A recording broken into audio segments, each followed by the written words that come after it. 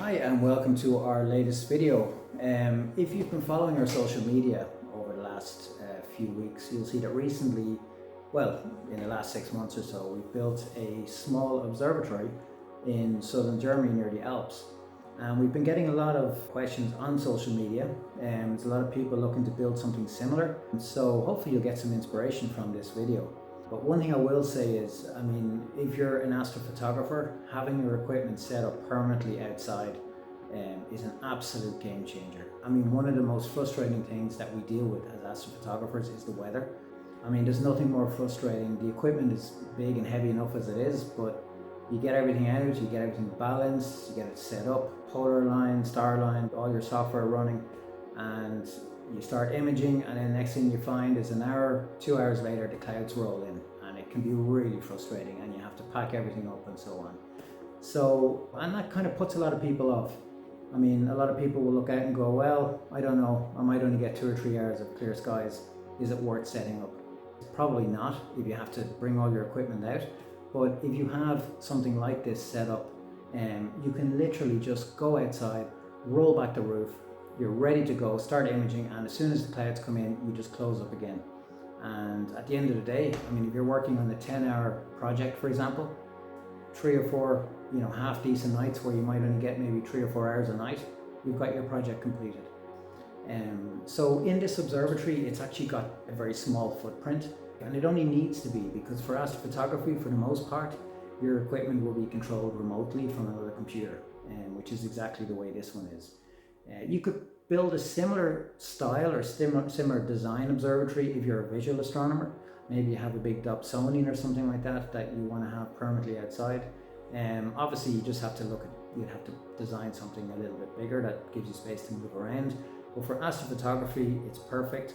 Knowing that your equipment is safe and secure from all kinds of weather and winds and everything else, it really does make a huge difference. So in the video, we broke it into various different stages. The first stage is the planning stage, which is really important. It's probably the most boring part to look at, but it's a really important part of the process. And the next stage we move on to is the pier. And just to talk briefly about that, there's 3 main ways you can build a pier in an observatory, or 3 popular ways. So the first way is a steel pier. These are ready to go. They literally just bolt into the foundations, but they're very expensive. So the other option then is the concrete pier. Concrete piers are much more cost effective. The thing about concrete piers is you need to make sure that you mix the concrete correctly. You have to reinforce it, make sure you use the right concrete, and it has to be absolutely level before it dries, because once it dries, it's permanent and that's it. The third option then is the wooden pier, and this is the one we actually went for in the end. But it's really important that you choose the right kind of wood. So you want to avoid softwoods because they expand with different changes in humidity and temperature. They absorb water easier and so on. Ideally, you want to go for something that's made of a hardwood, like oak. We went for oak in the end ourselves. And the pier we went for was a 200mm by 200mm solid piece of hardwood oak that was already kiln dried. So it's not that big, but it weighs nearly 40 kilos. Like, it's a solid piece of wood. So one of the things that we wanted to achieve with this was we wanted the observatory to be modular, so that everything was bolted together and could be unbolted and moved at any point if we wanted to move to a different location. So that's something we factored into the design.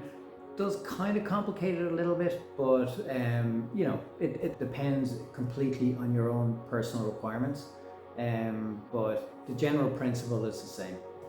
We've been running for the last 6 months, and it's been going really, really well. We've had no issues with guiding, which we'll go through later on in the video as well.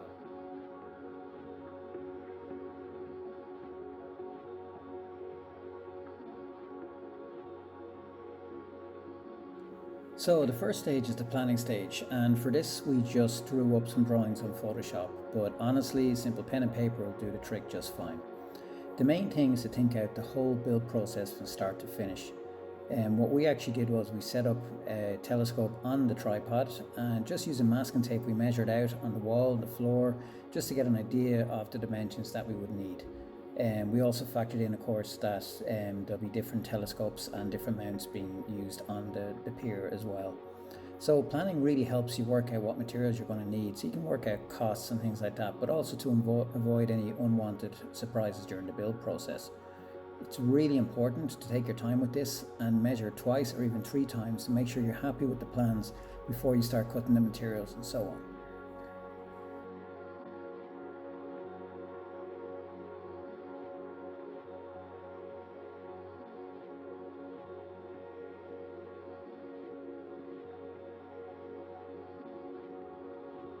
So for the foundations, the first thing we did was mark out the perimeter of the observatory with metal edging, and then we placed a concrete slab in the middle, making sure that it was exactly centered. Then we left the slab on the grass for a few days just to make an outline in the grass to mark out where the foundations for the pier needed to be.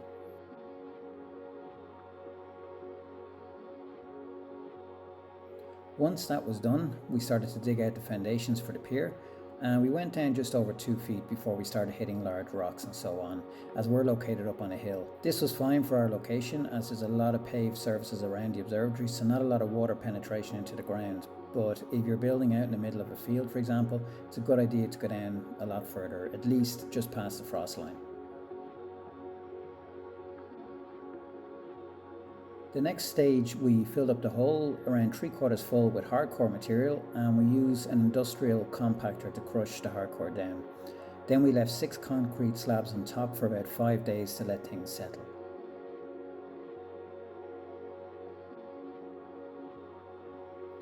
Next stage, then we hammered down 3 pieces of rebar into the hardcore, and we filled the remaining part with concrete. And we also cemented a concrete slab on top to make sure everything was smooth and level for the pier base to be bolted to.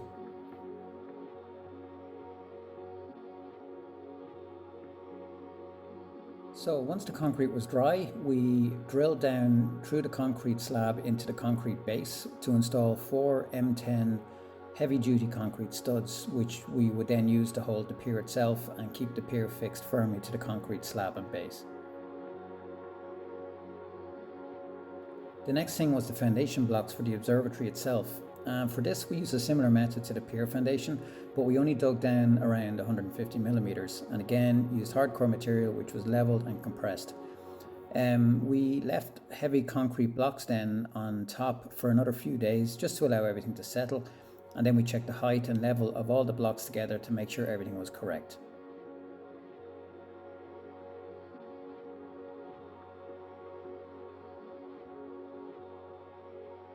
Finally, we cleared all the debris and laid down a moisture-proof membrane, so we had a 150mm air gap under the observatory to protect against moisture and dampness. Then we installed 4 galvanized steel ground anchors which go around 2 feet into the ground to prevent movement of the observatory structure in high winds and so on. These ground anchors can actually be used on their own instead of the foundation blocks, but instead we used both, so when the frame was sitting on the foundation blocks, each wall was also bolted to an anchor, which really improves the whole structure and keeps everything firmly in place.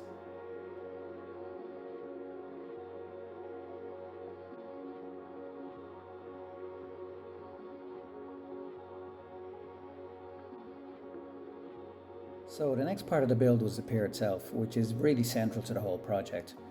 As already mentioned, we opted for a wooden pier, and the mount we initially installed was the Vixen SXD2, but we'll alternate this with the SXP2 depending on which scope was being used. When ordering the oak pier, we also factored in the height of the pier extension, which we could change depending on, again, the size of the telescope being used, so it would always be below the roof line of the observatory. The pier itself consists of a galvanized steel base, the oak pier, and the threaded rods and washers and so on. So the first thing was to install the inserts in the oak pier itself, so we can install the metal rods.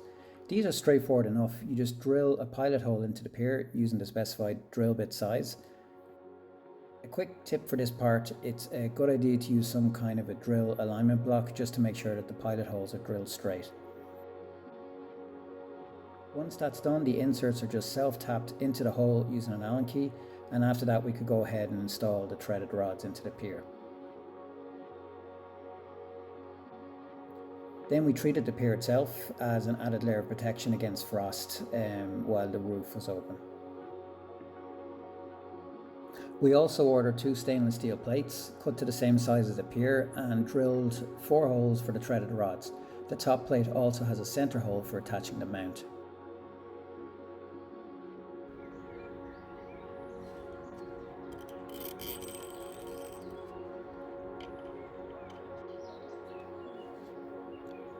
Now we won't go too much into the pier adapter plate itself, as these are fairly specific for each mount. They're also available to buy relatively cheaply, but we had none available for this mount at the time of the build, so we actually decided to fabricate our own. And we use a solid oak plate with 40 stainless steel inserts drilled into it for strength, and we have an aircraft grade sheet of aluminium then on top. So far it's working really well, but if we have any problems down the road, we may actually just install the Vixen adapter plate. But for the moment, the modification that we made is working fine.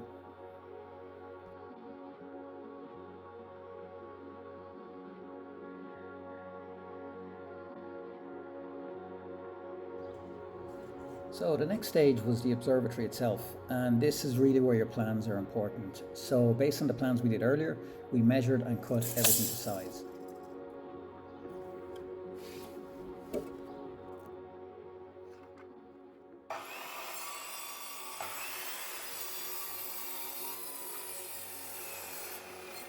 And once that was done, we lined it all up on the ground to make sure everything was flush and square, and once that was okay, then we started to assemble all the wall frames and panels.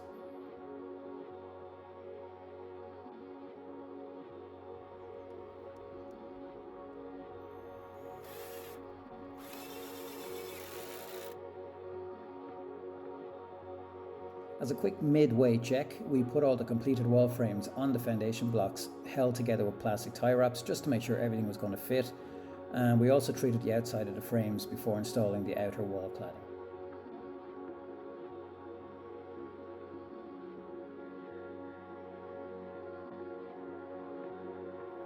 The next thing was to screw in all the wall cladding panels, and for this we use 19mm tongue and groove cladding, so each wall is fairly sturdy and heavy, which again adds to the overall structural integrity of the observatory itself.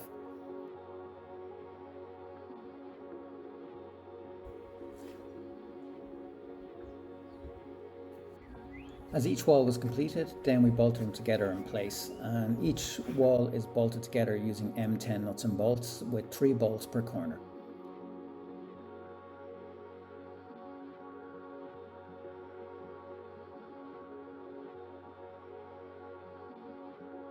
Finally, it was time to install the roof rail, and for this we use an industrial grade rail. This type is normally found in machine shops and factories to hold heavy equipment. These ones are actually designed to hold 120 kilos of weight even when fully extended, which is ideal as the entire roof itself for the observatory only weighs between 65 and 70 kilos. The next thing we did was install an 8x4 beam to each rail, and then we attached the base frame of the roof, so now we had a moving roof.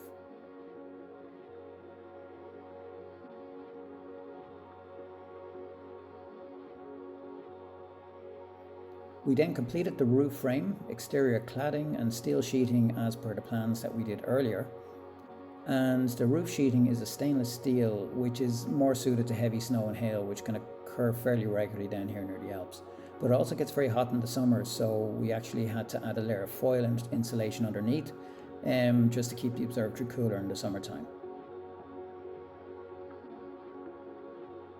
Finally, we installed the flooring onto the floor frames, and for this we used 19mm OBS boards, and we also filled the gap between the pier and the floor with a very soft foam material just to keep out insects and moisture and so on.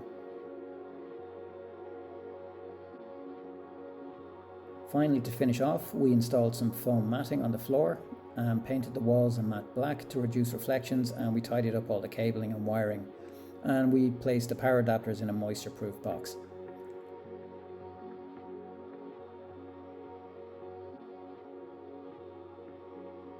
On the top plate of the pier then we also installed a spirit level on each axis just to keep an eye on things, and if needed we could adjust the nuts on the top plate to make any corrections if needed.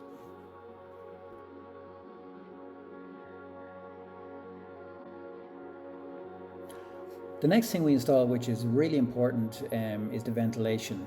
So one of the main things you want to avoid in any enclosed observatory structure is obviously long periods of excessive heat or moisture buildup. So for this we added 2 vents on the front above the floor line, and this is also in the direction of prevailing wind, and then 2 more vents on the back just below the roof line. So the idea is that the air can be drawn in from the front, and the warm moist air rising then can be extracted through the upper vents on the back wall.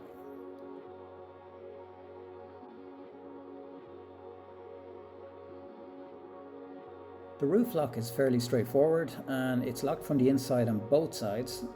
For this we simply installed an insert in the roof frame with an L-shaped bracket installed on the wall, an M10 eye bolt and a spring, so when you unscrew the eye bolt from the insert, the spring just pushes it away and you can roll the roof open. Very simple.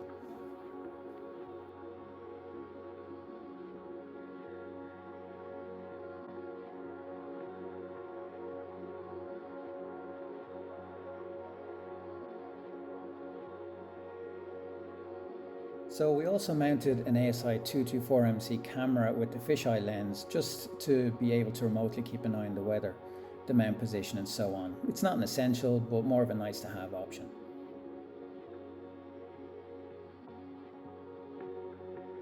Although the roof rails are more than capable of holding the roof on their own, for extended periods when the roof is open for 8, 9 or even 10 hours or more, we added this brace which just has an adjustable foot piece, so there's not too much pressure on the rail bearings over very long periods of time. Maybe a little bit over engineered, but it costs little or nothing to do as it was made from leftover materials, so why not? Better to have it than not. And finally we installed an internal and external humidity and temperature monitor. Again, a useful nice to have option but not essential.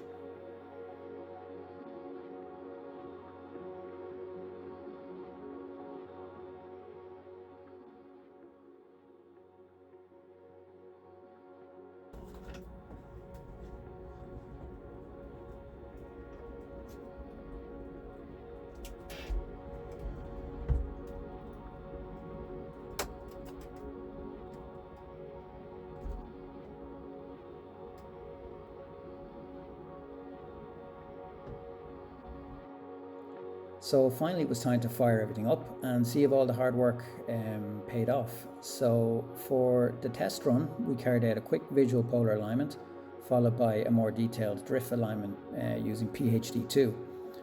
We then left the mount guiding for around 1 hour or so just to check for any spikes or problems, but everything ran smoothly and our average RMS error was between 0.9 and 0.10, which is fairly typical for the Vixen mounts.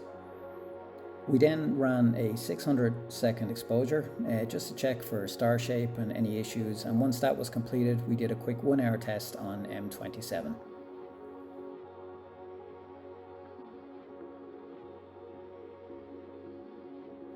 So the following gallery is just a few examples of some of the images that we took over the last few months from the observatory, so hope you enjoy it and thanks for watching the video.